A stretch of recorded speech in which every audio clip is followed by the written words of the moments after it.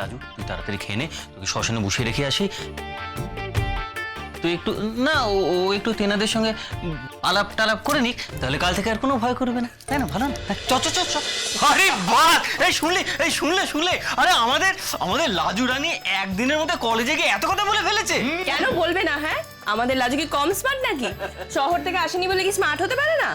আর আমি যা বুঝতে পারছি, ওই নাকুচু ছেলে মেয়েগুলোর নাক না একেবারে ভোতা করে দেবে আমাদের লাজু। আমি তো আমাদের কলেজের প্রথম দিনে এত স্মার্ট ছিলাম না, ইন্ট্রো দেওয়ার সময় স্ট্যামার করেছিলাম বলে কলেজে সবাই আমাকে নিয়ে খোরাক করতো। এই তুমি আর কথা বলো না, স্মার্ট তো তুমি ছিলেই না, বরং বড্ড বোকা বোকা ছিলে। আমরা তো সবাই ওকে নিয়ে হাসাহাসি করতাম, আওয়াজও তো কম খাওনি তার জন্য। এই জন্য তোমার পাশে আমার বসতে ইচ্ছে করে না। শুনলে ভাই, শুনলে না, আমার বউ তখন থেকে আমাকে নিয়ে হাসাহাসি করতো। একটা কথা তবে আমি তোমাকে বলে রাখি লাজু, তুইও শুনে রাখ, এই যে ছেলে মেয়েরা যারা আমাকে নিয়ে হাসাহাসি করতো, এদের সবার চাইতে কিন্তু রেজাল্ট আমার ভালো ছিল, মানে সব চাইতে ভালো এই মক্কেলে। I am the best, I am the best. থাক, তুমি আর আমাদের রেজাল্টের কথা লাজুর সামনে বলো না। আমাদের সবার রেজাল্ট না লাজুর মার্কসের কাছে লজ্জা পেয়ে মুখ ঢাকবে।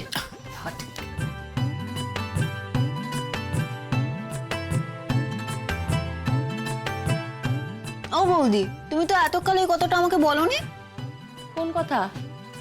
এই যে কলেজের কথা, তোমরা দুজন বুঝি একই ক্লাসে ছিলে? সেটাই তো আমার লাইফের সবচাইতে বড় স্যাড স্টোরি লাজু। তখন আমি নাবালক, কত আর বয়স, ওই 18, তখন এই সাবালিকার সঙ্গে আলাপ। আর এই মহিলা যে ঠিক আছে ঠিক আছে ঠিক আছে, অনেকবার শুনেছি, এবার ক্ষমা দে। মা, আমি কি ঠিক বলছি? এক কথা কতবার শোনা যায় বলো দেখি? শোন, সেটা শুনেছি বটে, তবে আমার কাছে সেরকম পুরনো হয়নি, আরেকবার শোনা যেতেই পারে। না না না না না মা, তুমি ব্যাপারটা বুঝতে পারছো না। লাজু প্রথম দিন কলেজে গেল, সেখানে কি কি ঘটলো সেটা তো বলবেও নাকি? হ্যাঁ বল। জ্যাঠা শোনো না, আমার মনে হচ্ছে এখন রান্নাঘরে আমার যাওয়া উচিত। কাকি যেটি একাই সব করছে, আর এখানে এসে থেকে আমি তো শুধু আড্ডাই দিচ্ছি। বল, আড্ডা দিচ্ছিস না, খুব ভালো কাজ করছিস, শরীর স্বাস্থ্যের পক্ষে খুব ভালো। আজকে আর রান্না বান্না হবে না, সব করা হয়ে গেছে, শুধু গরম হবে। ঠিক আছে, এখন গল্প কর। তাই আবার হয় নাকি? আরে বাবা, সত্যি কথা বলছি।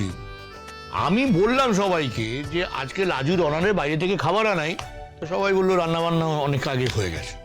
আরে সেই কারণেই তো আমরা সবাই মিলে বসে তোর গল্প শুনছি। নে নে নে, তাড়াতাড়ি তোর কথা শেষ কর কর। হ্যাঁ লাজু, আমরা কিন্তু আজ তোর সাথে আড্ডা দেবো বলি এখানে বসে আছি। কারেক্ট। আচ্ছা, ভালো কথা। এই লাজু, ওই মেডিকেল কলেজে কি সব হোয়াইট কোট সেরেমনি হয় না, বা তারপর ওথ নেওয়ার ব্যাপার থাকে, ওগুলো আজ হলো? না না গো, সেটা কাল হবে দাদা। কাল আমাদের সাদা কোট দেবে। কিন্তু ও কি গো? ডাক্তারদের ওত নিতে হয়, মানে শপথ নিতে হয় আর কি। তবে সেটা পাশ করার পর, মানে পাশ করার পর তাদের পেশা নিয়ে প্রতিজ্ঞা করতে হয় যে তারা কি কি করবে আর কি কি করবে না। কি কি করবে আর কি কি করবে না? হ্যাঁ, এই যেমন তারা ভূতে ভয় পাবে না, কথায় কথায় কেঁদে ভাসাবে না,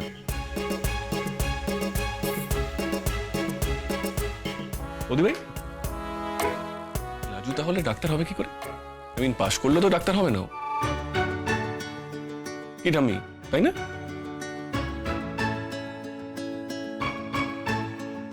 কেন কেন, সে কেন? না মানে তেনাদের হয়তো লাজু এখনো খাটের তলায় লুকায় শুনেছি।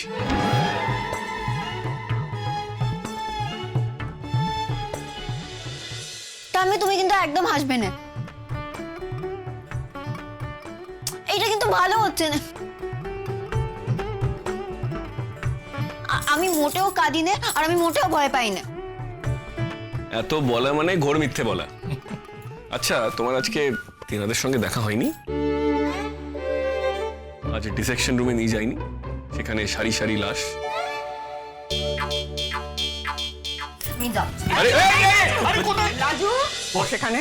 আচ্ছা, তুই বুঝতে পারছিস না ও তোকে রাগাচ্ছে? বস। আরে সত্যি এটা আজে বাজে কথা না, তুই তো ডাক্তারও নেই, তোকে মরা কাটার ঘরে যেতেই হবে।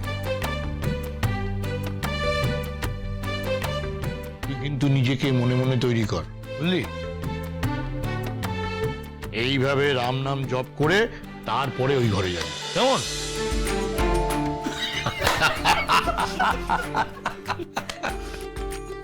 দিদিমণি, আজ বরং একটা কাজ করি, রাতে ওকে সিঁড়িটি শ্মশানে বসিয়ে দিয়ে আসি।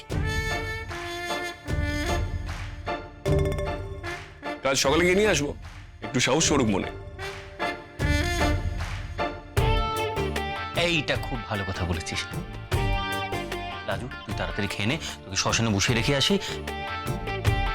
তুই একটু না ও একটু তেনাদের সঙ্গে আলাপ টালাপ করে নিক, তাহলে কাল থেকে আর কোনো ভয় করবে না, তাই না? ভালো না? হ্যাঁ, চ চ চ চ। দেখেছো টাম্মি, দেখেছো এরা কেমন আমাকে নিয়ে মজা করছে? আমি কি ভয় পাই টাম্মি? তুমি বলো আমি সত্যি ভয় পাই? না, একদম ভয় পায় না লাজু, তেনাদের ছাড়া কাউকে ভয় পায় না। এই তোরা এবার সব চুপ কর তো। কৃষ্ণ, আমি কি দেবে খুব বকবো তোমাকে। চুপ চুপ। কি হচ্ছে? না,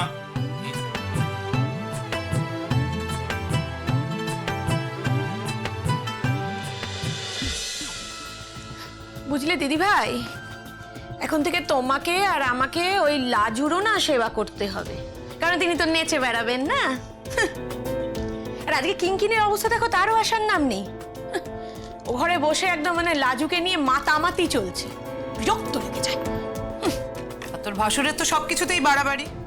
কি বলছে জানিস? বলছে আজকে রাতে রান্না করতে হবে না, লাজুর অনারে আমরা বাইরে থেকে খাবার আনিয়ে খাবো। আমি কি বলেছি বলতো? আমি তো সব রান্না বান্না হয়ে গেছে, খাবার নষ্ট হবে কিন্তু। বেশ করেছো, লাজুর অনারে বাইরে থেকে, ওই খাবার তো আমার গলা দিয়ে নামতো না গো দিদি ভাই। আন্টি আসবো?